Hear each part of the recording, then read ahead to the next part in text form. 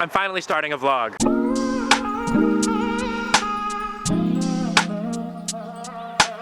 I had to take the glasses off because I look ridiculous, and there's not even a flippy screen here, so it doesn't even matter. But so I'm starting a vlog. Those of you who are new, my name's Justin. I'm a photographer based out of New York City, but I'm currently home in Los Angeles, which is why it's not snowing and, you know, it looks like Los Angeles. But I've been wanting to do this for a long time. I have some notes written here. This video is going to take 3 parts. First is I'm going to tell you a little bit about, like, you know, why I'm starting a vlog, what to expect, what kind of content to get out of this. The second part is I'm going to tell you guys a little bit about how I got into photography, how I got into wedding photography in particular. And then third, I'm going to talk a little bit about, you know, if you're looking to get into wedding photography, what's some like tips and advice that I might have for people who are interested in that, because I get asked about that all the time. I will have timestamps in the description below, so if you're interested in just skipping past, you know, the first 2 sections and jumping straight to the third, go ahead. Otherwise, we're gonna jump right into it. Part 1. Why I'm starting a vlog. Easiest reason is it's a new skill, right? This is something that I've no idea how to do it. I've followed vlogs, I've watched vlogs for a very long time, and there's something about the organic documentary nature of vlogs that I think are fun. There's an interactive nature where, like, I feel like I got to know New York better because I watched Casey Neistat's vlog. I feel like I got to explore videography, even though I'm not myself a videographer, because I watched Peter McKinnon, you know, stuff like that. There are just, you know, I think it offers a good opportunity to tell, you know, stories, little vignettes of the day in a way that's just kind of different than just taking pictures and posting them to Instagram. Now, I am not a videographer, right? So this is new to me. I don't even know how I'm gonna edit this yet. In terms of frequency and what to expect, I definitely do not lead an interesting enough life to do a daily vlog. This will probably be slice of life, travel vlog, whatever I come up with, whatever I wanna do. The idea here is just to, like, you know, keep my camera with me more often and film more things and take more pictures and just document more things. I was looking back on my social media for the past year and realizing that I just don't have very many pictures of myself. I don't have very many pictures of the people around me. You know, I have lots of work. I have lots of pictures of people that I've worked with, but not really just like, you know, the irony is not lost on me that I'm a photographer who literally has no pictures of themselves. In terms of, you know, other types of content to expect, you know, I don't know. If you have ideas for videos, if you have things that you want to ask, if you want to, you know, learn about, leave them in the comments below and I'll do my best to answer them. Part 2. So, how I got into photography is a long story. How I got into wedding photography in particular is a shorter story, and probably one that's a little more appropriate. So wedding photography is the majority of my photography business. It is what I do primarily. I am not a full-time photographer. This is probably just a part-time business for me. But in terms of how I got into weddings, there's a dog barking in the background. Plane overhead.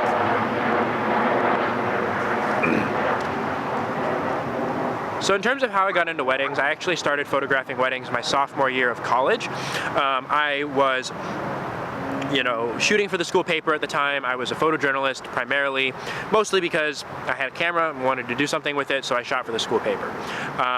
A friend of mine saw my work, dragged me out to a wedding. Long story short, I fell in love with it, and I've been doing it ever since. Wedding photography for me has been something that has been incredibly serendipitous. It is lucky. I did not initially intend to get into wedding photography when I started doing photography in general. It is something that I lucked into. It is something that I found and that I love, but it is definitely not for everyone, and I've definitely had ups and downs in terms of, you know, my own journey. And, like, you know, I spent a whole year, my senior year, not doing a single wedding because I had other things going on. But like my junior year, I shot probably 20 weddings that year. So basically, I built my portfolio when I was in St. Louis, learned the tricks of the trade, kind of like built my foundation there in St. Louis, where I was going to college, moved to New York, realized that, you know, I saw so much more work, realized that my work wasn't good enough, trashed my portfolio, rebuilt it again from the ground up, shot for a whole bunch of other people, and that was probably like 3 going on 4 years ago. So at this point, you know, I've landed on a style that's my own, that's built and it has evolved over time, but that's basically how I got into weddings. You know, I got into it because I think that there is a there's a technical challenge to it, and also that like I love that photography encompasses so many different aspects of photography, right? So did I just say wedding photography covers so many different genres of photography, right? So in a single day you'll have portraits, you'll have couples, you'll have event photography, you'll have fashion photography, you'll have product photography, and you're not going to be able to do every single thing to its maximum, because the goal there is that, you know, what you're selling to the client is a story. What you're selling to the client is an experience. It's not about taking the most objectively beautiful photo of the dress, right, or of their rings. It is about taking a beautiful photo of the dress in a way that helps them understand how they felt on their day when they're looking at their photos 30 years from now. Same thing for the rings, right? Like, they're gonna see their rings every day for the rest of their life, right? Like, your goal is not to spend 3 hours getting the one perfect ring shot. Your goal is to document that this thing happened, it is a part of their day, and it goes into the album, but like spend no more than 10 minutes taking a ring shot, etc., etc. So part 3. I get asked all the time by people who are interested in starting in wedding photography how to get into it, and the short answer is that if you're asking about how to get into weddings, weddings might not be the right thing for you. There's so much that goes into like photographing a wedding that if you've never photographed a wedding before and someone comes to you and says, hey, I'd like to photograph, or I'd like you to photograph my wedding, you should honestly just tell them no. You should refer them to another photographer who has experience in that, right? Because like, weddings only happen once in someone's lifetime, and you don't want to be winging it for your first time ever shooting a wedding. That's not to say that you can't get experience photographing weddings in other ways. When I first started out, I second shot. So what that means is there's the primary photographer who deals with the client who's shooting on the day of, and then they'll hire a second photographer who is not the main client, or not the main photographer, usually shooting support, backup. You might have to, like, you know, hold lights, things like that, and be like an assistant, but that's a great way for you to shadow another photographer and learn from their experience and build your portfolio that way. I think second shooting is great. If you don't even have like any photography portfolio or any photography experience, so you don't even qualify for any second photography gigs, like, assist, right? Like, ask people, hey, do you just need an extra pair of hands, right?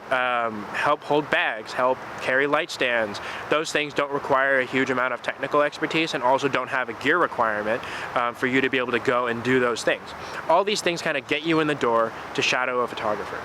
Also, just shoot a ton, right? If your portfolio doesn't represent something that you are confident that you can charge for, you need to shoot more. You need to shoot more with anyone, right? Like, if you're just starting out, look, if you want to practice shooting couples, if you want to practice shooting portraits, go find some friends and shoot some couples and shoot some portraits, right?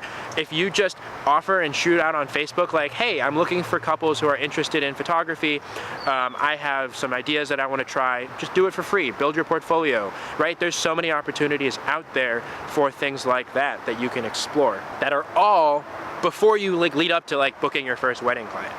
The second thing is, like, you always have to be humble when you're approaching weddings, because there's almost always going to be someone who's better than you at it. Like, I still consider myself really new to the industry, so even though like I'm making videos about this now, like, I definitely don't pretend to like be authoritative. This is just my own experience, and, you know, take with it a large grain of salt, right? Like, there's also market variation, so if you're someone who's not in New York or not in St. Louis, I can't really speak to those markets, or any market outside of those two, because I didn't work in LA, I haven't worked in San Francisco, I don't know what it's like to photograph in those areas, even though, you know, I grew up in LA. The third thing is know your gear. You have to know your gear if you're going to try to be a wedding photographer. If you're interested in it, if you don't know your gear inside and out, then there's just no way that you're going to be able to be like confidently able to address every potential situation that arises when it comes to a wedding day. Because that's the goal, right? Remember, the most important thing, if you take nothing away from this video, that like, when you're selling photography to a client, you are selling consistency, not art. The art comes second, consistency comes first. You have to know that you can, you know, you have to be confident that you can deliver an adequate set of images, and then on top of that, whatever else you get is cherry on top, right? Like, you would never go to a restaurant, ask for a steak, and the waiter goes, you know, I think the chef knows how to cook this, we'll find out. Like, they wouldn't sell you that. if you didn't know how to cook it, right? Like on the very basic level, they have to know how to cook a steak. Otherwise, they wouldn't put it on the menu. Yes, they can, you know, add a ton of things on top of the steak, how they cook the steak, you know, there's that artistry that goes into it. But ultimately, if they cook the steak and it's raw, right, or if it's not safe to eat, right, there's a baseline that you have to meet. And as a photographer, that baseline is you have to be able to consistently adapt to like different lighting situations, different photography situations, and be able to provide a deliverable product to your client. Then the last thing is, you know, if you're interested in weddings and you're interested in exploring it, is realizing that weddings might not be for you, and that's okay. Weddings are hard and they're stressful. When I first started doing weddings, like I had a lot of fun because I was second shooting, I was third shooting, I was working with great photographers who were willing to mentor me. But I've also heard from a lot of people who have had really crappy experiences and like really don't like weddings. They love photography, but the photography that they love doesn't translate well to weddings. Just because you see wedding photography by no means means that, you know, you should or have to be a wedding photographer in order to be a photographer. Like that's just ludicrous, right? It is also a physically demanding, you know, type of gig. You are carrying around lots of gear. Like usually I have no less than 2 bodies, 2 lenses, an extra lens in my bag, 2 flashes on me all day long. So that's like 10, 15 pounds of gear. And, you know, I'm pretty healthy and I'm fortunate that I have my health, and I'm 26, or I'm 25. Oh my God, I just forgot how old I was. I'm 25, and so it's not that hard for me to get out there for, you know, 10 hours in a day and shoot a wedding. But that's not everyone's case. And there's plenty of other opportunities within photography that if that's not something you can physically do, then maybe wedding photography isn't for you, and that's okay. Ultimately, I think weddings are great. I obviously love weddings, and I know I've only spoken about wedding photography in this video, and I'll talk about other types of photography as well. I just don't know as much about them. But I hope this was helpful. If you guys have ideas for future videos that you would like me to cover, please leave them in the comments below. I'm not going to ask you to like, subscribe and whatnot, because if you like this video, you should be liking things, because that's how you train the algorithm to deliver you more things that you like. If you want to hear more, I'm sure you'll hit the subscribe button yourself. But in any case, you know, thanks so much for watching. I'll see you guys in the next video. Everyone's looking at me thinking that I'm different. Everyone's looking at me thinking that I'm living.